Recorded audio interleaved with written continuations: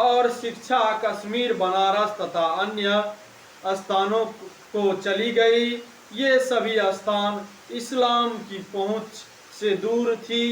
अल-बरूनी लिखता है कि हिंदुओं में कुछ दोष है, जैसे कि वे संसार अन्य देशों से दूर रहना चाहते हैं और उन्हें बाह्य संसार का ज्ञान नहीं है।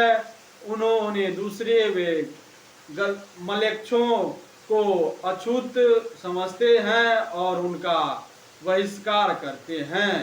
अल-बरूनी के अनुसार समस्त देश छोटे छोटे राज्यों में विभक्त था और ये सभी राज्य आपस में लड़ते रहते थे। मालवा, सिंध, कन्नौज और कश्मीर इनमें प्रमुख राज्य थे। वर्ण व्यवस्था भारत में विद्यमान थी और विभिन्न जातियों में भेदभाव की भावना प्रबल थी। बाल विवाह की कुप्रथा की व्यापक प्रचलन थी और विवाह का प्रबंध माता पिता द्वारा किया जाता था।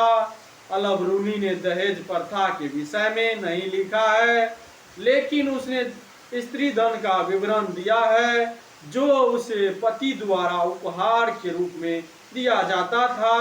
अल-बरूनी बताता है कि ग्रामीण हिंदू अज्ञानतावश अनेक देवी देवताओं की पूजा करते थे, लेकिन शिक्षित हिंदू भगवान को एक शाश्वत आदि अंतविहीन स्वेच्छा से प्रभुत्व, शक्तिमान, सर्वज्ञ और चैतन्य जीवनदाता तथा पालनकर्ता मानते थे।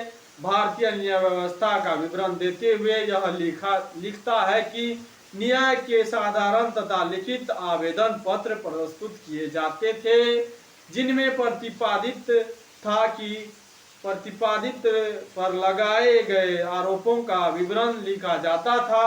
मौखिक न्याय प्रार्थनाओं की भी व्यवस्था थी। गवाही पर न्याय निर्भर करता था तथा गवाहियों से पहले शपथ की व्यवस्था थी।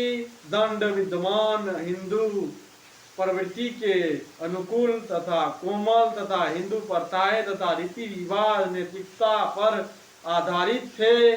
जो न्याय सभी मनुष्यों के लिए समान नहीं था, यह विभिन्न जातियों के लिए विभिन्न भिन्न था और ब्राह्मण प्राण दंड से मुक्त थे। यदि किसी ब्राह्मण से हत्या हो जाती थी तो वे व्रत, उपवास, प्रार्थना करते थे तथा दान द्वारा प्रायश्चित करता था और चोरी का दंड इस बात पर निर्भर करता था कि चोरी कितनी बड़ी है। राजा उपज का छठा भाग भूभाग राजस्व के रूप में लेता था, अन्य प्रकार के कर भी लेता था। केवल ब्राह्मण कर भार से मुक्त थे।